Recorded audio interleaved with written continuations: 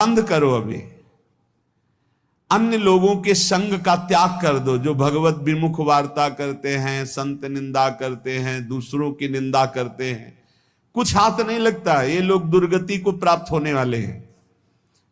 भक्तन निंदा अति बुरी भूल करे जिन कोय, किए सुकृत बहु जन्म के छिन में दारे खोए। पर निंदा के किए ते नहीं आवत नहीं कछुआत, मूर्ख पर्वत पाप को ले चल अपने साथ। तो अलम कश्यापि संगत्या, ऐसा संग मत करो जिनके पास बैठने से भक्त निंदा, जन निंदा, भगवत निंदा हो।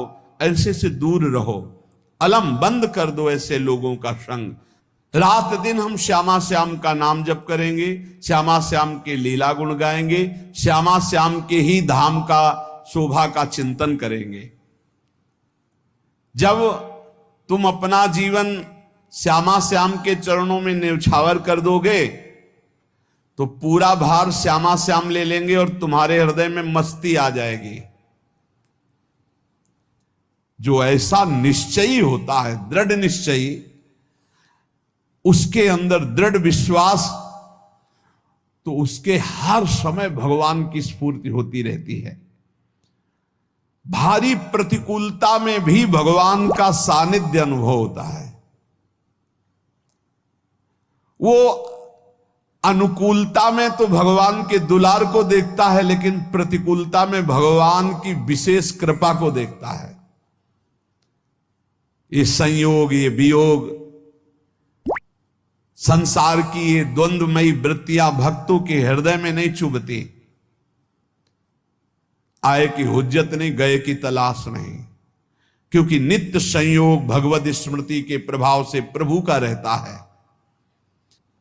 शोक, विषाद बहुत ध्यान देने योग्य विषय है। तभी लोगों को ऐसा लगता है कि ऐसा कैसे हो सकता है। भक्त के चरित्रों को जब सुनते तो लगता है ऐसा कैसे हो सकता है, ऐसी परिस्थिति में भी ऐसा कैसे हो सकता है। क्योंकि तुम मानसिक बुद्धि से युक्त हो और वो भागवतिक स्थिति से युक्त है, इसलिए तुम उसको पार पा ही नहीं सकते। जब तुम अपना जीवन श्यामा श्याम के चरणों में समर्पित कर देते हो हृदय से, फिर उनकी कृपा से सब विघ्न दूर हो जाते, एक अपार मस्ती रहती है। नहीं तो शोक, विषाद, दुख, क्लेश, कष्ट, संताप, भय, उद्वेग, ये सदैव सताते रहते हैं। इसी से डिप्रेशन होता है। बार बार नकारात्मक चिंतन, शोक, विषाद, दुख, चिंता, क्लेश, संताप, भय, उद्वेग, यही पूरे मानसिक स्तर को नष्ट कर देते हैं। उत्साहहीन जीवन हो जाता है। जब तुम श्यामा श्याम को समर्पित हो जाते हो तो ये सब प्रवेश भी नहीं करते, एक अपार मस्ती बनी रहती है। अब क्या होगा? श्यामा श्याम जो करेंगे वही होगा। श्यामा श्याम पता नहीं कैसा करें, नहीं, वो सदैव मंगल भवन है, वो जो करते महामंगल होता है। यह निश्चय उपासक के हृदय में आ जाना चाहिए। इसलिए अपना सारा मन, सारी बुद्धि, सारा जीवन, प्रत्येक श्वास प्रभु को अर्पण कर दो। फिर देखो तुम निहाल हो जाओगे। दुख, शोक, विषाद, क्लेश, कष्ट, संताप, भय, उद्वेग, ये उसी को व्यापते हैं जिसने अपने जीवन को प्रभु के चरणों में अर्पित नहीं किया।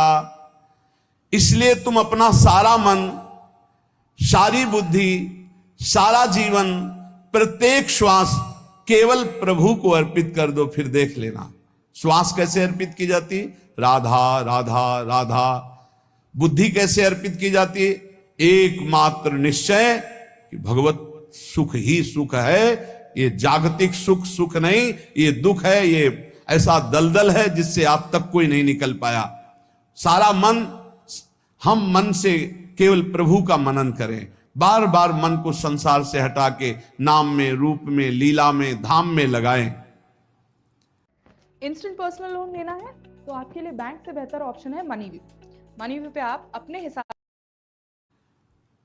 बहुत प्रसन्नता हो जाती है उस उपासक के हृदय में जो अपना मन बुद्धि प्रभु के चरणों में अर्पित कर देता है। भगवान ने तो इसको बहुत उत्तम स्थिति बताया है कि मेरे से कभी वो अलग हो ही नहीं सकता यदि मन बुद्धि अर्पित कर दिया।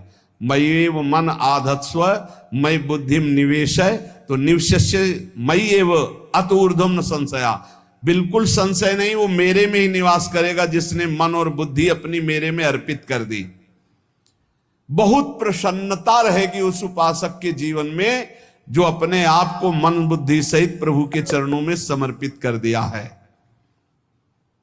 भगवान का आश्रय लेने वाले की पहचान है हर परिस्थिति में प्रसन्न रहना। देखो आप भगवद आश्रित हो कि नहीं, देखो अनुकूल परिस्थिति में तो सब प्रसन्न रहना, लेकिन प्रतिकूल परिस्थिति में प्रसन्न रहना ये भगवान के भक्तों का लक्षण है। हर परिस्थिति में प्रसन्न रहना ये भगवान के भक्तों का लक्षण है। आनंदगन भगवान का आश्रय मिलते ही आनंद छा जाता है हृदय में। उनके पास आनंद का अभाव होता ही नहीं है। जैसे सूर्य का प्रकाश उदय होते ही सूर्य का प्रकाश संपूर्ण अंधकार को नष्ट कर देता है, ऐसे ही भगवान का संपूर्ण आश्रय लेते ही सब दुख चिंता शोक नष्ट हो जाते, आनंद ही